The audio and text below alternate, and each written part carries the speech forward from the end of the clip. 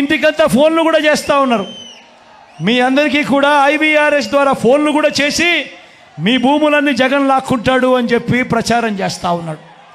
నేను అడుగుతా ఉన్నా, ఇంత దిక్కుమాలిన రాజకీయాలు చేస్తూ ఉన్న ఈ చంద్రబాబు, నువ్వు అసలు మనిషివేనా అని అడుగుతా ఉన్నాడు మీ బిడ్డ. ఈ సందర్భంగా మీ జగన్, మీ బిడ్డ భూములు ఇచ్చేవాడే కానీ భూములు లాక్కునేవాడు కాదు మీ బిడ్డ. అసలు చంద్రబాబు నాయుడు అడుగుతా ఉన్నా, అయ్యా అసలు నీకు ల్యాండ్ టైటిలింగ్ యాక్ట్ అంటే ఏమిటో తెలుసా చంద్రబాబు అని అడుగుతా ఉన్నా. అసలు ల్యాండ్ టైటిలింగ్ యాక్ట్ అంటేనే దాని అర్థం ఏమిటి అని అంటే, భూముల మీద సంపూర్ణ హక్కులు రైతన్నలకు ఎల్లవేళలా ఉండేట్టుగా ఒక యాక్ట్ చేయడమే, దాన్నే ల్యాండ్ టైటిలింగ్ యాక్ట్ అంటారు చంద్రబాబు. ఫస్ట్ అది తెలుసుకో అని అడుగుతా ఉన్నా.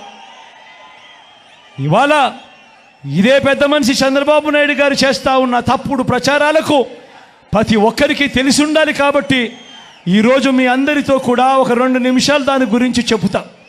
ఈ ల్యాండ్ టైటిలింగ్ యాక్ట్ అన్నది రాబోయే రోజుల్లో ఒక పెద్ద సంస్కరణ అవుతుంది. ఎందుకనంటే ఈరోజు ఏ భూమి ఎక్కడ కొనాలనుకున్నా కూడా ఆ భూములన్నిటిలో కూడా ఈరోజు వివాదాలు ఉన్నాయి. ఆ భూముల్లో ఎక్స్టెంట్ అన్నా తక్కువ ఉంటుంది, సబ్ డివిజన్ అన్నా జరగకపోయి ఉంటుంది, సర్వేలన్నా జరగకపోయి ఉంటాయి, రికార్డులన్నీ అప్డేట్ కాకపోయి ఉంటాయి. వీటి అన్నిటి వల్ల భూ వివాదాలు పెరిగి ఇవాళ రైతన్నలు, ప్రజలు అందరూ కూడా కోర్టుల చుట్టూ తిరిగే కార్యక్రమం, అధికారుల చుట్టూ తిరిగే కార్యక్రమం జరుగుతూ ఉంది. మీ బిడ్డ రాబోయే రోజుల్లో చేయాలనుకునే సంస్కరణ ఏమిటి అంటే, ఏ రైతన్నా కూడా, ఏ ఒక్కరు అయినా కూడా వాళ్ళ భూముల కోసము ఎవరి చుట్టూ తిరగాల్సిన పని ఉండకూడదు. ఏ కోర్టుకు వివాదాలకు సంబంధించిన ఏ కోర్టుకు వెళ్లాల్సిన పరిస్థితి ఆ భూముల మీద వాళ్ళకు సంపూర్ణ హక్కులు వాళ్లకు కల్పిస్తూ, ఆ భూముల మీద ఏదైనా వివాదం ఉంటే ఆ వివాదాన్ని గవర్నమెంట్ గ్యారంటీ ఇస్తూ, వివాదం లేదు ఈ భూములు అని చెప్పే ఒక సంస్కరణ తీసుకుని రావాలని మీ బిడ్డ ఆలోచన. మీ బిడ్డ ఆలోచన ఆ భూముల మీద ఏదైనా వివాదం ఉంటే ఆ వివాదానికి ఏకంగా ఇన్సూరెన్స్ కూడా చేసి ఎటువంటి వివాదము కూడా ఉండకుండా చూడాలి అనేదే మీ బిడ్డ. టైటిల్ ఇన్సూరెన్స్ కూడా చేసి ఎటువంటి వివాదము లేని టైటిల్స్ ప్రతి ఒక్కరి దగ్గర ఉండాలి అనేదే మీ బిడ్డ లక్ష్యం. కానీ ఇది జరగాలి అని అంటే మొట్టమొదటిగా జరగాల్సిందేమిటంటే, రాష్ట్ర వ్యాప్తంగా జరుగుతూ ఉన్న సర్వే పూర్తి కావాలి. 100 సంవత్సరాల తర్వాత అప్పుడెప్పుడో బ్రిటిషర్లు సర్వే చేశారు. దాని తర్వాత ఈ దేశంలో కానీ ఈ రాష్ట్రంలో కానీ సర్వేలు మళ్ళీ చేసే పరిస్థితి లేదు.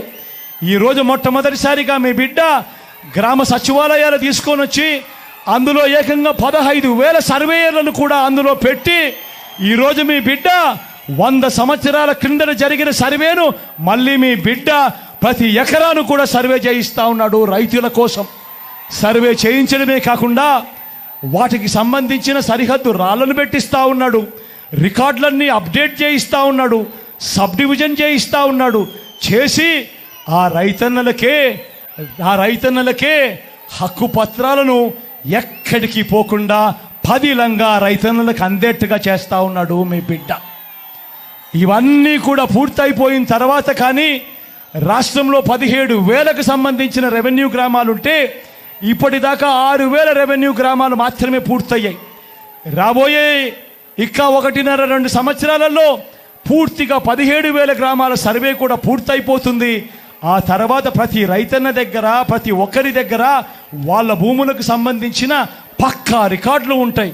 సర్వే చేసిన భూమి ఉంటుంది, సరిహద్దులు పాతిన భూములు ఉంటాయి, రికార్డ్స్ అన్ని అప్డేట్ అయిన భూములు ఉంటాయి, సబ్ డివిజన్ జరిగిన భూములన్నీ కూడా పూర్తి హక్కులతో ఆ రైతన్నులకు, ఆ పేదలకు, వాళ్ళందరికీ కూడా వాళ్ళ దగ్గర ఉంటాయి.